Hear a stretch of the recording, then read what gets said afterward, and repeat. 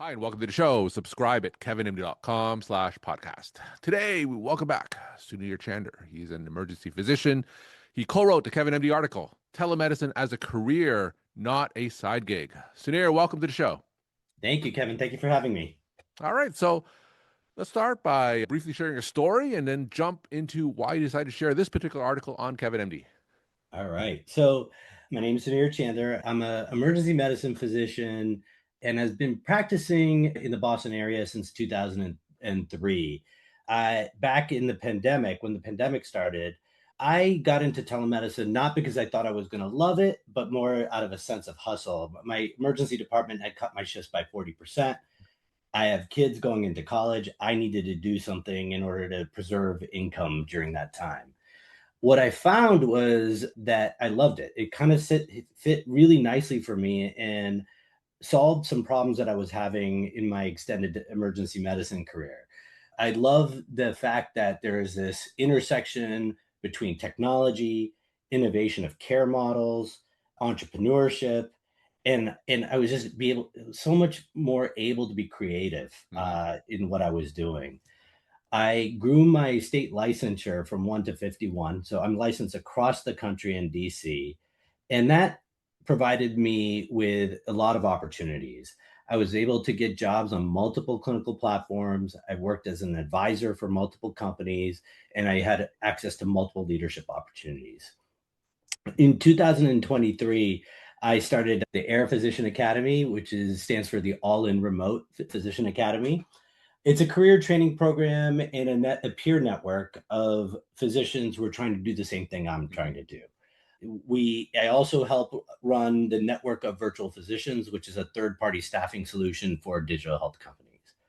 Now, to answer your question about why I wrote that article, so I've had an epiphany recently. I actually think the biggest that telemedicine is the most impactful public health advancement to come out of the pandemic. Mm-hmm. But to really make the most of the opportunity for patients, we really do need physicians who are committed to the space and ready to lead the work that drives the quality care for patients.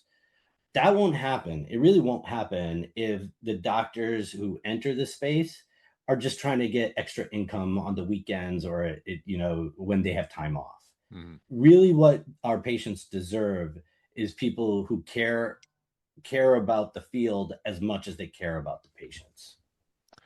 Now, from your background as an emergency medicine physician, just give us a day in the life of what type of cases, what type of patients that you would see on virtual platforms. Okay, so it's really interesting. In the beginning, when I first started, the what I had access to was what I think most people would understand you have access to. So virtual urgent care, Mm-hmm. just trying to prevent people from long delays to go see their primary care doctor or have to go to the emergency department. But then I was able to get involved with asynchronous type of care where you really have no visual or audio interaction with the patient. You're basically chatting with the patient either in real time or a back and forth with a few delays. You Surprisingly, you can get a lot of information from a patient through that modality. You're able to ask more deeper questions. They're able Mm-hmm. to answer them more quickly, and you remove this level of bias that we have, and also this level of skepticism or shame people may have about talking about private things. So there's a lot in sexual health. Mm-hmm. There's a lot in obesity medicine, a lot of opportunity there. There's a lot in psychiatry, honestly, because there's not enough access to care for people who with mental health issues. Then then there's also really not a lot of doctors in this space, so there's really an opportunity for us to step in and become leaders, Mm-hmm. giving telehealth companies advice, our domain expertise on how they should take care of patients, how they should think about the care that they're delivering from a medical ethics standpoint. That's a muscle that a lot of these telehealth leaders that are not doctors, they just don't have it. It's not that they're not ethical, but medical ethics is something that gets I don't know. We get almost indoctrinated into it during med school and residency. It's Mhm. really hard to build that muscle without going through med school and residency. Just give us some context. You said that not many physicians do telemedicine and remote care as a full-time job. And one of the messages I read from your article was that a lot of them treat it as a side gig and you're trying to evolve that commitment. What are some of the numbers? What's some of the context in terms of how many in general physicians do telemedicine full-time and what proportion roughly of physicians do telemedicine as a side gig? What's some context there? I may not have those numbers, but I think I may have some adjacent numbers, and I can give you my gestalt Yeah. here. So what I do know that there are 1 million physicians in the country, of which only 8% are licensed in 3 or more states. And Mhm. it really, in order to do telemedicine, you need to be a multi-state Of license. course. Hmm. There's about 2,000 physicians in this country that are licensed in 20 or more states, and maybe 500 of those are licensed in 51. So just judging by those numbers, you're looking at a very small minority of physicians that are actually engaging in telemedicine full-time or part-time. The other the other thing that I find interesting, 2 years ago, I went to a conference at HLTH Health. It is one of the biggest digital health, Yeah. it is probably the Hmm. biggest digital health conference. 12,000 people attended, only 400 were doctors. Hmm. That is telehealth. That is like what I see in telehealth on a day-to-day basis, is really an opportunity, a ocean of opportunity for physicians to step in and really provide their expertise to these companies. All right. So tell us about some of the barriers that's preventing physicians from doing telemedicine full time. And you mentioned that one of the reasons you went into it was for that security. And as we both know, physicians generally like the security of what we call, a traditional quote unquote medical job, right? What are some of the barriers preventing physicians from going full time to a remote or telemedicine job? Why aren't more physicians doing this? I think there's 3 or 4 real reasons why people are averse to doing it. One 2 are definitely misconceptions. All right. The one is that you can't make any money in it. Second is it's gonna be boring. I'm not gonna be fulfilled. I I think that's patently false. Multiple people make plenty of money in it. Multiple people are really, really happy with their job. I personally am happier than I've ever been. The other reasons, honestly, doctors are a little risk averse. We've been Yeah. prescribed a path forward, and we have to stick in that box. And if we don't, our colleagues are confused, and our parents are confused, and our friends are confused. And it's really, you do have to take a risk, and you Hmm. have to trust yourself that you can get through it. But I think that's a major barrier, is that we're kind of programmed a little bit. And I don't Hmm. mean that at all to put people down. I was like that. I was really hesitant to go in it. And the last reason I can think of, it is a solitary field. The Hmm. people want to go to work, and they want to see their friends at work. They want to see their colleagues. And I think the vision of a telemedicine doctor is that like a lonely person in their basement without any lights, who are taking care of patients. Hmm. It doesn't have to be like that. In fact, I dedicate a large portion of my work in networking, talking to other doctors in the field, developing relationships with other people. So, what kind of options are available for physicians who are interested in telemedicine work, and whereabouts would they go about finding these opportunities? Yeah, so there's plenty of options. There are different types of companies that provide different types of work. For example, there are companies that are direct to consumer cash pay models. I think you've seen these on like Super Bowl ads. Hmm. You've seen the Rose or the Hims and Hers of the world. That's one way to work with people, with companies. Another is there are these business to business employer based Hmm. contracts. For instance, if there's a company that has a large employee base that wants to provide fertility care, to their employees, they may partner up with a company like Carrot Fertility. There's that type of model. The other type of model, yeah, there's a lot of virtual urgent care, both for in that business to business model, but also for direct to consumer models. And then there's insurance based type care, whether it involves, thyroid care, obesity care, HIV PrEP, pre exposure Mhm. prophylaxis. There's plenty of opportunities. I'm starting to work with a company soon that will be doing precision medicine using genetic testing to really guide what medical treatment would be the most optimal for them. So there's plenty of options. Where you find these options, a few ways.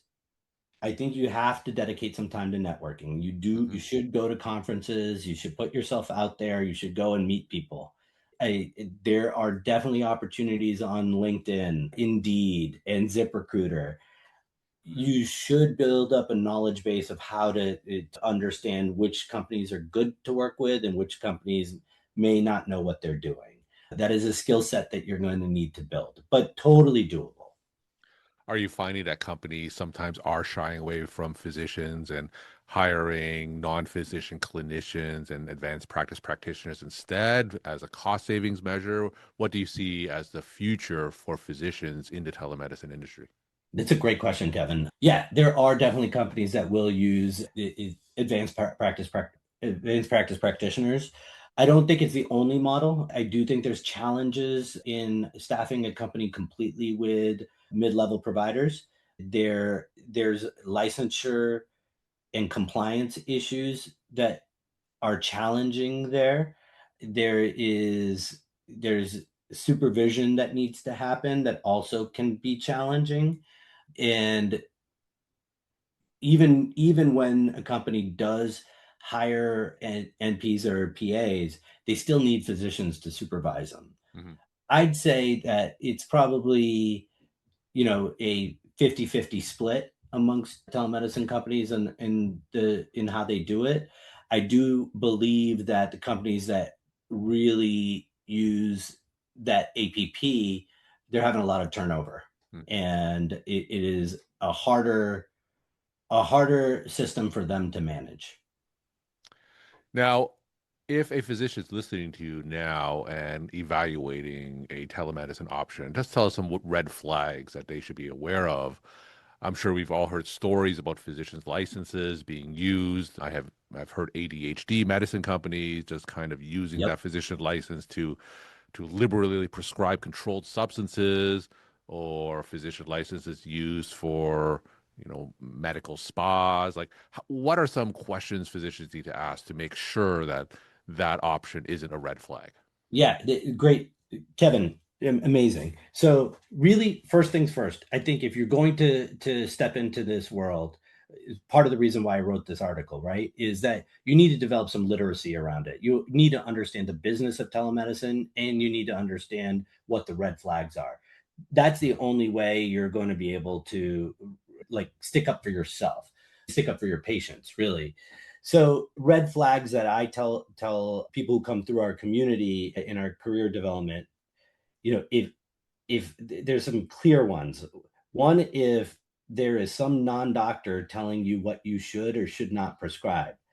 If you ask them what the regulations are and how you treat patients in each state and they don't know, they don't care. If they have no clinical leadership on their team. There are a lot of telemedicine companies that are run by these tech bros that see the opportunity, but and view this as e-commerce. It is not e-commerce. It's just a different way to practice medicine. I think that you have to be able to suss that out a little bit. So, in terms of training, and I know that you have a training program, is it necessary for physicians to go through some type of, like you said, literacy? How long does it take to become literate with the space? Is it something that they could do tomorrow? Just tell us about that transition period. So I could tell you why we started our program. It was about 2 years in when I realized that me and my co-founder had a discussion, realizing about what we had been doing over the last 2 years and how we had worked with the wrong companies, Mm. how we trusted without verifying. And we came up with what we thought was like the clear things that doctors should know, and developed a 6-month program around it. So I if I had all of that information up front, it would have been really a lot of help. I do think you can go get this information on your own by trial and error, but we just made it so much more simpler for people, and we could fast track that information to you. It's not hard, Hmm. but it's important. Now, again, for those physicians interested in hearing or transitioning to a telemedicine practice model, give us a common success story that you've heard. What exactly would that look like? Let's say a physician is burned out by whatever practice they're in and considering alternative models. What's a common success story that you see? All right, I could tell you an example of someone who's a psychiatrist who's been through our program. He he started off, got nationally licensed, was able to acquire multiple clinical roles. While he's working for those clinical roles, he offered up his domain expertise for free, got leadership positions at those companies because of that, and has now been able to be a fractional medical director, fractional CMO, and owns about 5 medical practices. And he has doubled his income and is happier than he has ever been before professionally, not just because of his income. And are there physicians where telemedicine maybe is not the right fit for them? And I know you inferred earlier in terms of what it entails, but talk to us about some of the characteristics physicians have where telemedicine may not be the right choice for them. Yeah, so I think there's a path forward for everyone. Hmm. But the people who do the most, like, get a path to success quicker, I think are generally would fit into that generalist bucket. The internal medicine, family medicine, emergency medicine doctor. Outside of that, we definitely have had specialists who go through our program. We've even had a cardiothoracic surgeon who's come through our program, right? But that cardiothoracic surgeon is also double boarded in functional health. A lot of the specialists or proceduralists in our program are willing to learn other types of medicine. Some of them have gotten obesity medicine certified. Some of them are really interested in the longevity space, which I do believe will be the next hot thing in telemedicine. And some of them do integrative health. Hmm. So there are options for people. It really depends on what interests you and what you're willing to learn. It's not for everybody, but it really is for people who are curious about learning new things. We're talking to Sunir Chander. He's an emergency physician. Today's Kevin MD article is Telemedicine as a Career, Not a Side Gig. Sunir, let's end with some of your take home messages that you want to leave with the Kevin MD audience. All right. So I'd say you should really focus on developing the skill set when you're transitioning into a new career. I don't think anyone should evaluate any opportunity based on income alone. There are 3 things in my view that compound: relationships, education, and money. And if you take all 3 of those into consideration, Hmm. then you will be able to evaluate the opportunity better. I would say the most impactful jobs I've had paid me the least, but put me in front of smart people who were able to teach me a new skill set. Sunir, thank you so much for sharing your perspective and insight. Thanks again for coming on the show. Thank you, Kevin.